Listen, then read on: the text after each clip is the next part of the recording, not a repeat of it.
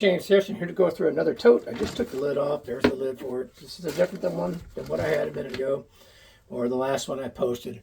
Again, a lot of people, why are you doing this? Well, I'm going through it, and I thought, well, I'll just film it. That way, if anybody sees parts they might be interested in, you can reach out to me, rather than me going through and posting every individual part, which probably will eventually happen. But here's just another tote. Let's see what's in it. This is a clamp that I had. I think I might have two, but I know what these were originally from. I had, this is back in the 80s, I had two Thomas cymbal stands, and I had a bar. I think it was called a spanner bar. It might have come from Gibraltar at the time.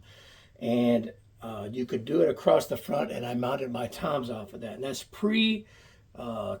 I did go to a double-tiered cage from Gibraltar at one point. Anyway, this is way back in the day, but there's one of those clamps, super heavy duty. Nice clamp. These, I've got several of these. It looks like there's a few in here, a couple different styles. These are the old clamp-on muffles. I think this one was from Tama. And then I'm not sure if these were Tama or not, but they would clamp on the rim of the drum, and then you could put pressure on with the wing nuts here and muffle the head. And you could decide how much of it, where you wanted it on the head, and how much you wanted touching and stuff like that. And it was external versus having something inside the drum that would rattle. And so these were popular for a short time.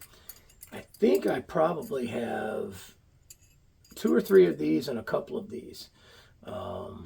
They were pretty cool. I'd be interested in finding them all, but they were, maybe I'll demo them on a video for you, but that's what those were. This is an old angle reduction bar. I have several of these, and the reason I have this is not for marching purposes, but I took a few of these, and I had taken a Yamaha kit that was a really old tour custom, and I had taken part of it in a 24-13 on a stand, and then a 16-18 in floors, and I put the S-hoops on them, and I couldn't clamp the mics on the rims the way I wanted to, so I put these on the floor toms, and then I had the Audix mic with the D6, and not the D6 but the D4s, and I would clamp them onto these the mic clips onto these, because the way the S hoop was, it would allow you to clamp the mic holders on it. But that's what I had these for. So there's several of them. The reason the tape was there is to keep them from moving up and down the thing. It wouldn't slide as much, but that's what I kept these for. Old rubber foot. I think this is off one of my old drum thrones that was from World Max or World Percussion. Those kind of things. There's a plastic Tama one. I probably have, I think you saw a tackle box where I have a dozen or more of these. These came off the old, what do they call those stands from Tama back in the 80s? The Titan was the top one, stage series, but they were super strong. But great little things. Set of Allen wrenches, a couple of badges. One's DCI, drumline instructor. Let me get those off to the side there. Package of Vader Buzzkills, extra dry, never opened. Several of these are Ludwig internal muffles, and you can hear that rattling. That's why a lot of them, they took them off the drums. This is a Slingerland one. I have several Slingerland ones set aside because I'm putting them back on a kit I had taken them off of. But I have several of these type of muffles. There's an old Pearl tom arm. I think I mounted a, what was at the time it was called the Afro Percussion Timbales, and it came off of a cymbal stand off to the side of the kit. And I was going through a big Latin phase, and I had this with that, I don't remember what they called it, some kind of an extra mount that went on the drum and clamped onto the rim. But anyway, this was the tom arm I used for very heavy duty. It has the end caps, super heavy duty on both. Here's the Yamaha tom mount. This is the still in the packaging with the screws. It's the MTTT. All the recording customs, all the top line drums, basically all the toms at the time had these kind of clamps on them with the hexagon rod. So there's one that's never opened. There's a Pearl double tom mount that goes on a bass drum. The screws aren't there, but everything else is there. Here's a This is a pearl attachment that goes between a set of double pedals, but what I actually use this for, you can see I have some steel Allen wrench screws in there. I found this in a parts area, and I had bought a bunch of gear from someplace, and they had a set of old Iron Cobras pedals, but the linkage was missing, so this worked, and that's why I bought it. And I still have those pedals laying around. I'm probably going to put all this together and sell it. There's a pearl replacement spring. That's the SP31. Never know when you're going to need those type of things. A set of lubricant for drum lugs and stuff like that from Gibraltar. There's no telling how old that is, but I can still see it's in there, liquid. And let me get that off to the side there. All right, I see a bunch of these. Let's see. I don't even know if I've got them all, but there's, oh gosh, there's another 3.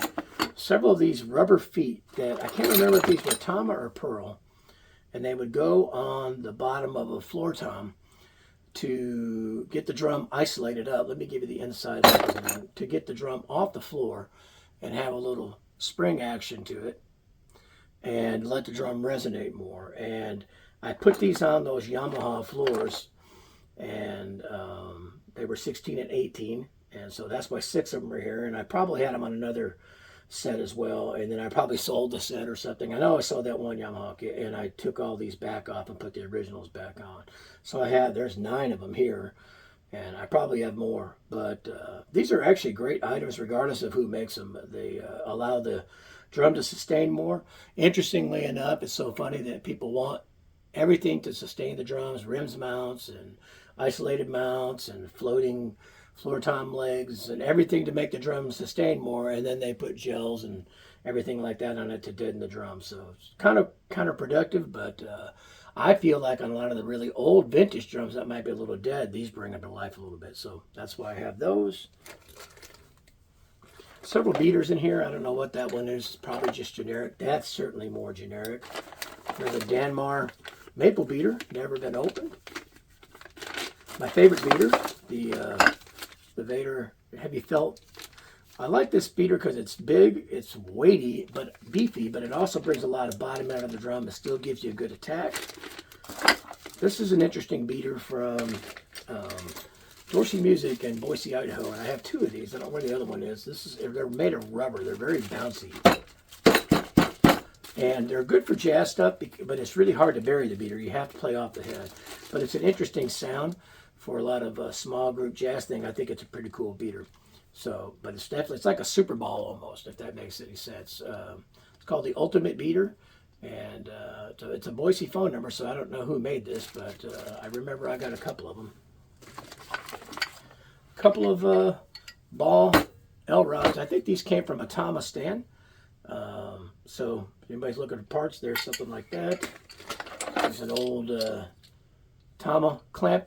Goes on a cymbal stand, and then of course their smaller cymbal arms fit into these, or it has a one go this way for an L rod.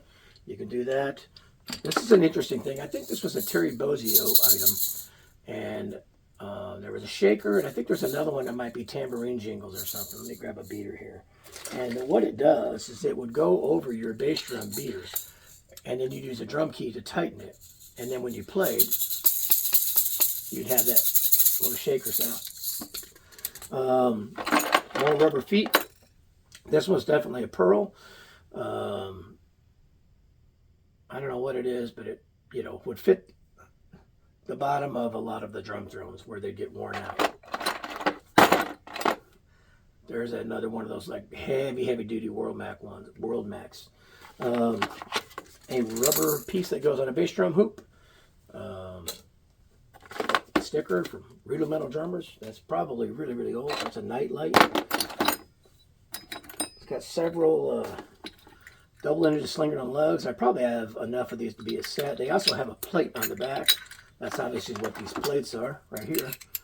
Double-ended slinger and lugs. An old throw-off of some kind. I have several old throw-offs. I don't know what it's for, but it's kind of locked into place right now. There we go. Force it open, but pretty, I don't know what the whole pattern fits, but it's an old lug. I don't know what that is. I believe this is an old Yamaha. It's missing a felt, but that's not a big deal. Hi-hat clutch, but the parts are made like a heavy nylon versus aluminum or metal. Very smooth little clutch. These, if I'm not mistaken, these are a set of the direct drive things. I have a set of crushed double pedals that could go between chain or direct drive that I bought at the NAMM show one time.